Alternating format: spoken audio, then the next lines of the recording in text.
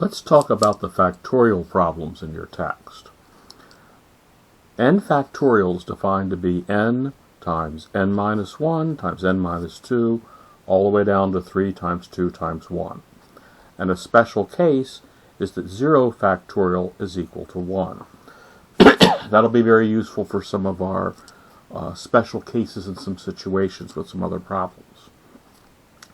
So you can see in your text that the first several factorials here are 1 factorial is 1, 2 factorial means 2 times 1 or 2,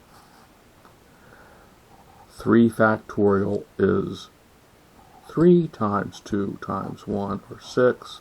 I'll let you look at the text and see how that goes on. I'd also like you to notice that 3 factorial is 3 times 2 factorial. That's a useful property for us to use. There are problems in your text where they ask you to figure out things like 8 factorial divided by 7 factorial. Now that's not too bad because you can see it's 8 times 7 factorial, and you have the two 7 factorials cancel out, just giving you 8.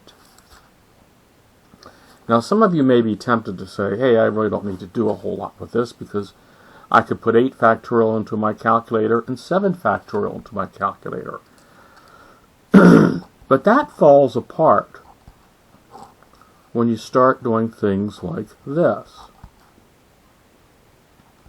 Try putting 400 factorial into your calculator. I don't think you're going to get a good answer for that one because it's going to overflow the register. Most of you have calculators where it'll overflow the register starting at about 70 factorial, and some of you will be able to get to some higher numbers.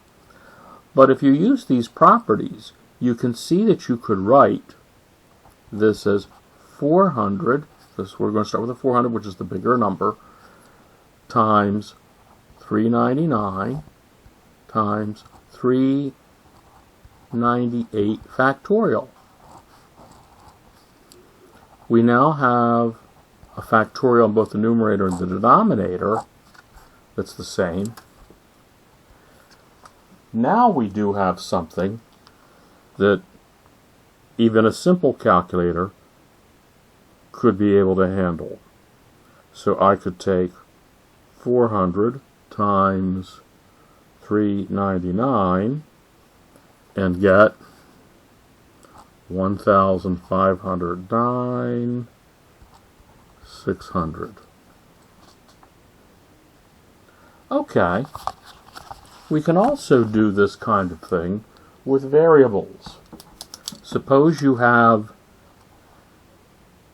m plus 2 factorial over the quantity m plus 2 factorial over m factorial.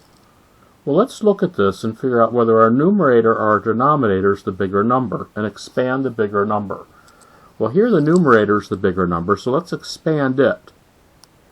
We can change that into m plus 2 times m plus 1 times m factorial. And that matches the denominator.